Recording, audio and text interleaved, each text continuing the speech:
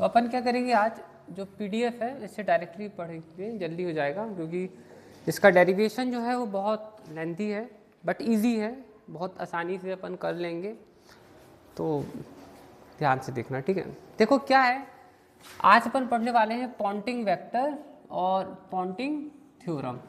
तो Ponting vector एक क्या है, एक वेक्टर है, क्या है, एक वेक्टर है, एक ऐसा वेक्टर है फिजिक्स में, मतलब इलेक्ट्रोमैग्नेटिक थ्योरी में, जो ये बताता है कि एनर्जी एक सेकेंड में कितनी बहती है, मतलब energy flowing per second per unit area, मतलब एक एरिया से, एक यूनिट एरिया से एक सेकेंड में कितनी एनर्जी फ्लो करती है, उसको ये पॉन्टिंग वेक्टर उसी चीज़ को बताता है। और जो पॉन्टिंग थ्योरम है ये क्या है, एक इक्वेशन है, ठीक है, जिसमें हम एनर्जी को रिलेट करते हैं, उस इक्वेशन को क्या कहते हैं, पॉन्टिंग थ्योरम कहते हैं, ठीक है। अभी जब हम इसका डेरिवेशन करेंगे तो पॉन्टिंग वेक्टर क्या है और पॉन्टिंग थ्योरम क्या है, दोनों समझ में आ जाएगी बहुत अच्छी तरह से, इसलिए ज़्यादा भी परेशान मत हो। अभी फिलहाल में एक चीज़ ये समझो कि जैसे किसी भी चीज़ से रेडिएशन निकल रहा है, मान लीजिए कि ये कोई पॉइंट है, यहाँ से रेडिएशन निकल रहा है, तो हर डायरेक्शन में रेडिएशन निकलेगा, बट एक फिक्स्ड पॉइंट से कि एक सेकेंड में, जैसे हम इसकी बात कर रहे हैं यहाँ से, ठीक है, इस पार्ट से, यहाँ से कितना रेडिएशन जो है निकल रहा है एक सेकेंड में एक यूनिट एरिया से, उसी को हम क्या कहते हैं, पॉन्टिंग वेक्टर कहते हैं, ठीक है।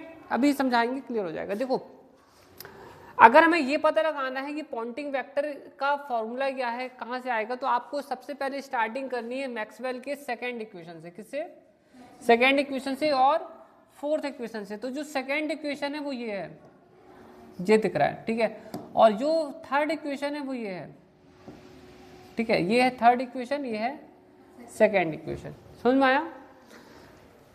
तो ये इक्वेशन हमें क्या बताता है कि अगर मैग्नेटिक फील्ड में कोई चेंज आएगा तो इलेक्ट्रिक फील्ड क्रिएट होगा, और ये वाला इक्वेशन ये बताता है कि अगर इलेक्ट्रिक फील्ड में कोई चेंज होगा तो मैग्नेटिक फील्ड क्रिएट होगा। ये दोनों चीज़ें क्लियर हो गई तुम लोगों को कि क्या है, ये बताता है कि मैग्नेटिक फील्ड में चेंज होने के कारण इलेक्ट्रिक फील्ड होता है, और ये बोलता है कि इलेक्ट्रिक फील्ड में चेंज होने के कारण मैग्नेटिक फील्ड बनता है, मतलब इलेक्ट्रिक फील्ड में चेंज होने के कारण मैग्नेटिक फील्ड बनेगा और मैग्नेटिक फील्ड में चेंज होने के कारण इलेक्ट्रिक फील्ड बनेगा, दोनों आपस में क्या है, जुड़े हुए हैं, ठीक है।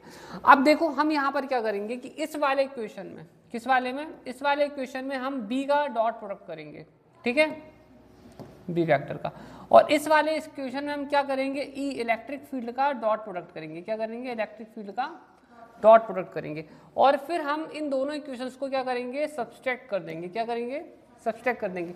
तो हमने क्या किया है, इसमें तो ई का मल्टीप्लाई कर दिया है, तो ई का मल्टीप्लाई करेंगे तो इतना हो जाएगा, और बी का मल्टीप्लाई इसमें करेंगे, फिर इन दोनों को जब घटाएंगे तो इतना माइनस साइन आएगा और ये मिल जाएगा। ये क्लियर हो गया बेटा, बात मत करो पीछे, ठीक है। तो अब इसके बाद यहाँ पर क्या है, ई का मल्टीप्लाई इस पर भी होगा, और जब ई का मल्टीप्लाई इस पर होगा तो ई जे के साथ मल्टीप्लाई हो जाएगा, और एक ई यहाँ अंदर भी आ जाएगा, ठीक है, यहाँ कहीं है ना, और फिर उसका माइनस इससे होगा, और यहाँ पर हम किसका मल्टीप्लाई कर रहे हैं, बी का मल्टीप्लाई कर रहे हैं। अब क्लियर हो गया, और एक माइनस साइन यहाँ पर पहले से था, जिसके कारण ये दोनों माइनस साइन मिलकर आगे चल के क्या बन जाएंगे, एक प्लस साइन बन जाएंगे, ठीक है। यहाँ पर इस म्यू को क्या है, अंदर मल्टीप्लाई कर दिए हैं अंदर की तरफ, ठीक है, यहाँ पर म्यू अंदर जाके मल्टीप्लाई हो गया और वो यहाँ पर आ गया है ये टर्म, ठीक है। ये तो क्लियर हो गया ना, ये तो बहुत ईजी है, सुपर ईजी है, बहुत अच्छे से क्लियर हो गया, ठीक है। अब यहाँ देखो, अब हमें क्या करना है कि हमें ना इस इक्वेशन को सॉल्व करना है, क्या करना है, तो सॉल्व करने के लिए हम क्या करेंगे, एक आइडेंटिटी है कि डाइवर्जेंस, अगर ए क्रॉस बी का डाइवर्जेंस करते हैं तो इतना मिलता है।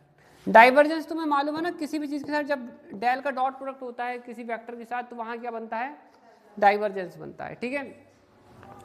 तो हम यहाँ पर क्या कर रहे हैं, तो डाइवर्जेंस को ऐसे नीचे लिख सकते हैं, ठीक है, ये तो समझ में आ गया। ए की जगह पर ई मान लो और बी की जगह पे बी मान लो, ई इलेक्ट्रिक फील्ड है और बी क्या है, मैग्नेटिक फील्ड है। अब देखो क्या होगा, अगर हम ऊपर वाली आइडेंटिटी अप्लाई करेंगे तो बी की जगह तो बी आएगा, बट ए की जगह पर क्या आ जाएगा, ई आ जाएगा, और कर्ल है तो डेल क्रॉस कहलाएगा, और ये यहाँ ए की जगह पे ई आ जाएगा, बी की जगह बी रहेगा, और कर्ल की जगह पे ई आ जाएगा। तो ये क्लियर हो गया तुमको।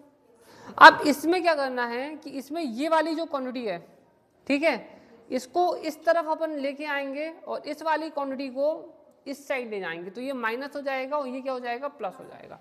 तो ये समझ में आया कि ये कहाँ से आया, ये बताओ, ये क्लियर हो गया।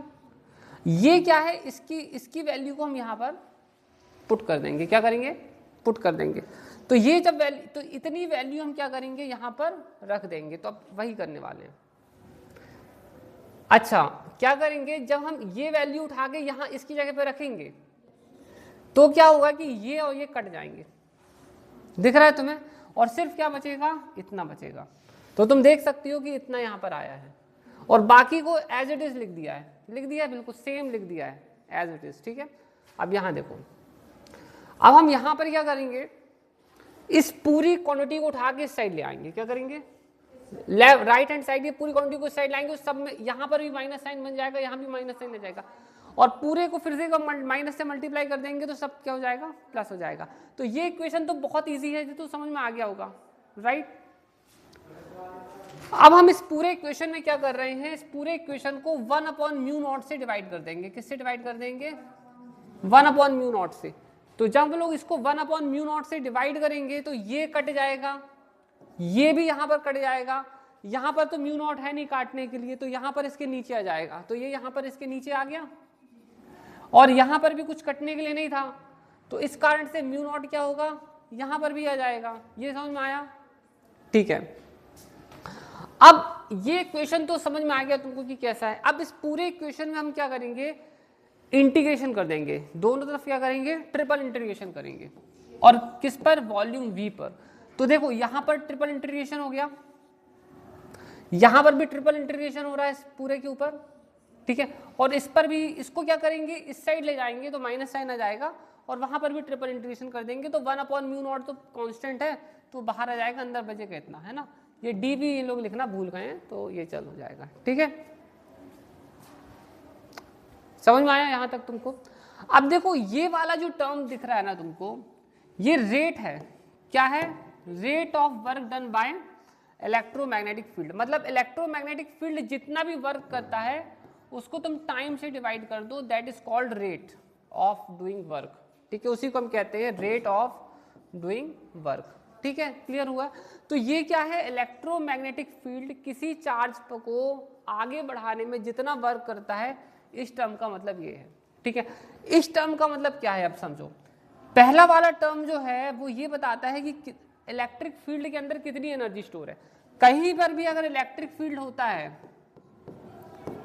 ठीक है, तो उसके अंदर वहां पर कुछ एनर्जी आ जाती है, उस एनर्जी को कहते हैं एप्सिलॉन E²/2, ठीक है।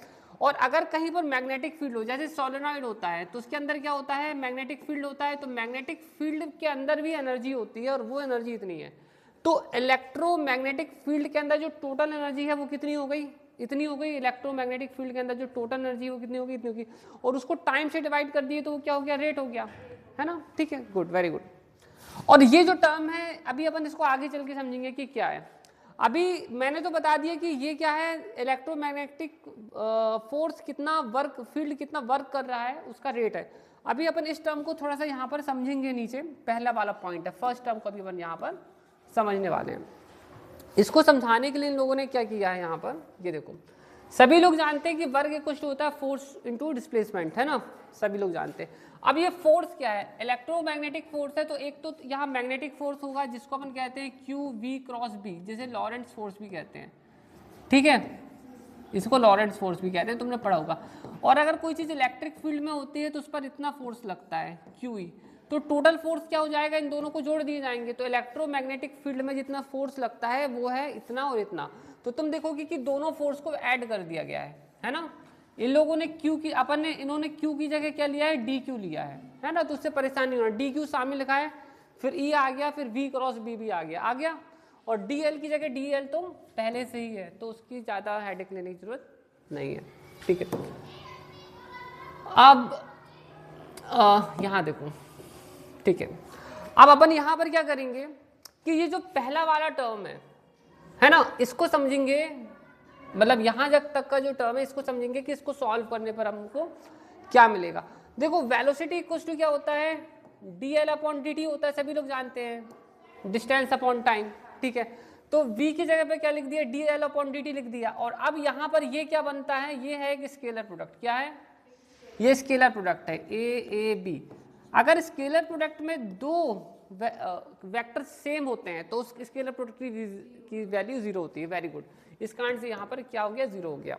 अब अगर ये क्वांटिटी जीरो हो जाएगी, समझना अच्छे से, ये क्वांटिटी हमारी क्या हो गई, जीरो हो गई, ठीक है। तो कुल मिलाकर अब क्या होगा,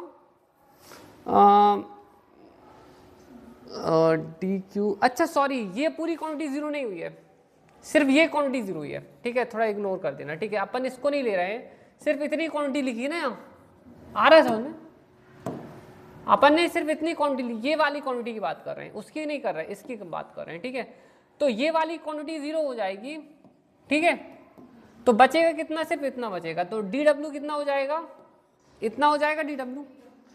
अब यहां देखो, यहां पर ये लोग क्या कर रहे हैं, डी एल इक्वल टू क्या था, सॉरी वी इक्वल टू क्या था, D L upon d T, तो डी एल इक्वल टू क्या होगा, वी डी टी होगा। तो इन लोगों ने यहां पर क्या किया है, डी एल की वैल्यू रख दी है, ठीक है। अब देखो जो चार्ज होता है वो होता है चार्ज डेंसिटी इंटू वॉल्यूम, और करंट डेंसिटी का फॉर्मूला है चार्ज डेंसिटी इंटू वेलोसिटी, ये वेल नोन फॉर्मूलेज हैं, ठीक है। तो ये थोड़ा सा याद रखने पड़ेंगे, मैं अभी इनको डराइव करके नहीं बताऊंगा कि कहाँ से आए हैं, बट ये भी याद रखने पड़ेंगे एज इट इज, ठीक है। अब यहाँ देखो, हम यहाँ क्या करेंगे, डी क्यू की वैल्यू यहाँ पर रख देंगे और वेलोसिटी की वैल्यू इससे निकाल लेंगे, तो वेलोसिटी कितना होगा, जे अपॉन रो कुछ होगा, ठीक है। तो वी की वैल्यू यहाँ रखेंगे और डी क्यू की वैल्यू यहाँ रख देंगे, तो तुम देखते चलना, ये वाला जो इक्वेशन था ना, दिख रहा है इक्वेशन, ठीक है, ये वाला जो इक्वेशन है, ठीक है, इसको पहले तो मतलब समझना, हम इस पूरे इक्वेशन में क्या कर रहे हैं कि दोनों तरफ क्या करेंगे, इंटीग्रेशन कर रहे हैं, क्या कर रहे हैं, इंटीग्रेशन कर रहे हैं। तो यहां क्योंकि डी डब्ल्यू था, क्योंकि यहां पर डी डब्ल्यू था, तो इंटीग्रेशन करेंगे तो डी डब्ल्यू क्या हो जाएगा, डब्ल्यू हो जाएगा, it will become something W, ठीक है। और यहां पर क्या होगा, इंटीग्रेशन हो जाएगा, समझ में आ रहा है ना। तो इन्होंने डी डब्ल्यू लिख दिया है, बट मैं अब डी हटा दिया हूँ, क्योंकि इंटीग्रेशन करेंगे तो वो हट जाना चाहिए, ठीक है, तो उससे ज़्यादा परेशान होने की जरूरत नहीं है, ठीक है। तो इतना आया अपने पास, अपन अब वी की जगह पर क्या वैल्यू पुट करेंगे, जे अपॉन रो पुट करेंगे, और जहाँ पर डी क्यू है वहाँ क्या करेंगे, रो डी वी पुट करेंगे, ये समझ में आया। तो ये रो और ये कट जाएगा, तो अपने पास कितना बचेगा, इतना बचेगा, और ये डी से अभी मान लो नहीं है, ठीक है, उसकी चिंता मत करो, तो इतना बचेगा। अब ये जो है यहाँ पर इतनी क्वांटिटी को ये लोग किसके बराबर मान रहे हैं, इसके बराबर मान रहे हैं। यहाँ पर एक गलती की गई है, मैं बताता हूँ, यहाँ पर डी अपॉन डी टी भी आएगा, ठीक है, जो कि इन्होंने नहीं माना। ये क्या कर रहे हैं, इतनी पूरी क्वांटिटी को d upon d t integration v m d v, इतना इसके बराबर मान रहे हैं, क्या कर रहे हैं, इसके बराबर मान, और ये मान सकते हैं, अपन कुछ भी मान सकते हैं, जब हम फिजिक्स में मानने की बात आती है तो आपको जो मानना है मान दो, कुछ भी मान लो। तो ये लोग मान लिए हैं, जहां पर कि ये क्या है, कुछ एनर्जी डेंसिटी है, क्या है, ये लिखा है मैकेनिकल एनर्जी डेंसिटी है, और उसका अपन डिफरेंशिएशन कर रहे हैं टाइम के रिस्पेक्ट में, तो एनर्जी अपॉन टाइम आ रहा है, तो एनर्जी अपॉन टाइम क्या होता है, रेट ही होता है, और यहाँ पर भी क्या है, वर्क अपॉन टाइम ही है, तो ये भी रेट है, तो डायमेंशन का कहीं से कोई प्रॉब्लम नहीं है, सब सही चल रहा है डायमेंशन, ठीक है। तो इसको इतना मान लिया, ये एक इंपॉर्टेंट इक्वेशन है, इसको मैं इक्वेशन ए अभी फिलहाल मैं बोल देता हूँ, ठीक है। अब देखो दूसरा वाला टर्म ये था ना, याद होगा तुमको, इस पूरे टर्म को अपन कितना मान रहे हैं, इतना मान रहे हैं। अब ये माना गया है, ये मत सोचना कि हम डराइव करके लाए, नहीं, ये हमने मान लिया है, ये एनर्जी डेंसिटी है किसकी, इलेक्ट्रिक और मैग्नेटिक फील्ड में जितनी एनर्जी स्टोर है उसकी एनर्जी डेंसिटी, और हम उसको किससे डिवाइड कर रहे हैं, टी से, तो ये भी एनर्जी का रेट है, क्योंकि यहाँ भी वही चल रहा है, ये एनर्जी है, उसे टाइम से डिवाइड कर रहे हैं, तो यहाँ भी एनर्जी का रेट है, यहाँ भी एनर्जी का रेट है, डायमेंशनली कहीं कोई प्रॉब्लम नहीं है। अब देखो क्या करेंगे, उस वाले इक्वेशन में, ये वाला जो इक्वेशन था ना ऊपर जो आया था, इस इक्वेशन में हम इसकी वैल्यू और इसकी वैल्यू क्या कर रहे हैं, पुट कर रहे हैं, क्या कर रहे हैं, ये दोनों वैल्यूज पुट करेंगे। तो देखो हम यहाँ पर पुट कर देते हैं, ये पुट कर, देखो ये पुट कर दिया, दिख रहा है तुम्हें, ये वैल्यू पुट कर दी हमने, और ये तो वैसे ही लिखा हुआ है, इसमें कुछ नहीं किया। अब यहाँ से क्या करेंगे, इंटीग्रेशन को कॉमन निकाल लेंगे, यहाँ से दो इंटीग्रेशन एक कॉमन निकल आएगा, यहाँ तो है ही, और ये क्या हो जाएगा, कैंसिल, मतलब दोनों तरफ डिफरेंशिएशन करके इसे खत्म किया जा सकता है, ठीक है, कैंसिल ऐसे काट नहीं रहे, मतलब वो डिफरेंशिएशन करके कैंसिल कर दिया। तो हमारे पास सिर्फ इतना बचेगा ना, ये बचेगा और यहाँ ये और ये बचेगा, ठीक है, तो ये तो क्लियर हो गया, ठीक है। अब देखो यहाँ पर इस क्वांटिटी को हम इस तरफ ले आए, तो यहाँ पर इन्होंने डाइवर्जेंस लिखना भूल गए, तो मैंने डाइवर्जेंस ये लिख दिया, ठीक है, ये लोग भूल गए यहाँ डाइवर्जेंस है, और ये प्लस हो जाएगा, और यहाँ से डिफरेंशिएशन को क्या कर रहे हैं, कॉमन निकाल रहे हैं, क्या कर रहे हैं, डिफरेंशिएशन को कॉमन निकाल दिए, ठीक है। अब यहाँ तक क्लियर हो गया तुमको। अब अगर तुम इस इक्वेशन को देखो और अगर इक्वेशन ऑफ कंटिन्यूटी को देखो, ये इक्वेशन ऑफ कंटिन्यूटी है, तो दोनों इक्वेशन काफी सिमिलर है, दिख रहे हैं दोनों इक्वेशन बहुत सिमिलर हैं। तो ये डाइवर्जेंस जे जो है वो इसके जैसे दिख रहा है, और ये डिफरेंशिएशन जो है डी अपॉन डी टी जैसे दिख रहा है, और रो किसके जैसे दिख रहा है, इसके जैसे दिख रहा है। तो ये क्या था, एनर्जी डेंसिटी थी, और ये रो क्या है, ये चार्ज डेंसिटी है। डाइवर्जेंस यहाँ है, डाइवर्जेंस यहाँ है, जे किसके बराबर लग रहा है, यहाँ पर इसके बराबर लग रहा है, तो जे किसके बराबर आ रहा है, इसके बराबर आ रहा है, और जे का मतलब क्या होता है, फ्लो ऑफ करंट डेंसिटी है, करंट का फ्लो। तो ये यहाँ पर क्या है, तो ये क्वांटिटी ई क्रॉस बी क्या होनी चाहिए, तो ई क्रॉस बी की फिजिकल मीनिंग है कि ये भी किसी ना किसी चीज का फ्लो है, क्या है, ये भी, तो ये एक्चुअली एनर्जी का फ्लो है, क्या है, ये एनर्जी जो फ्लो हो रही है उसका फ्लो है। और इस क्वांटिटी को जो अंदर तुम्हें दिख रही है इसी को कहते हैं वेक्टर एस, मतलब पॉइंटिंग वेक्टर ये है। तो ये है पॉइंटिंग वेक्टर, एग्जाम में आता है, अच्छी तरह से याद रखना, ये है पॉइंटिंग वेक्टर, ठीक है। जब भी एग्जाम में आएगा तो यहां तक करना पड़ेगा पॉइंटिंग वेक्टर। अब पॉइंटिंग थ्योरम क्या होती है, एक इक्वेशन जो पॉइंटिंग वेक्टर को और एनर्जी डेंसिटी को रिलेट करता है उसको हम पॉइंटिंग थ्योरम कहते हैं। और ये इक्वेशन जो है 5.24 ये इक्वेशन है Poynting vector, sorry Poynting theorem. अगर तुम्हें एग्जाम में ये पूछ ले कि पॉइंटिंग थ्योरम सॉल्व मतलब डिराइव करो तो तुमको यहां तक करना पड़ेगा। ये क्लियर हो गया। अब कई बार बच्चे इस बात को लेके बड़े कंफ्यूज होते हैं कि ये चीज जो है एनर्जी के फ्लो को कैसे रिप्रेजेंट कर सकती है ना। तो उसके लिए यहां पर क्या किया गया है, एक डायमेंशनल एनालिसिस किया गया है। डायमेंशन एनालिसिस बड़ा इजी है।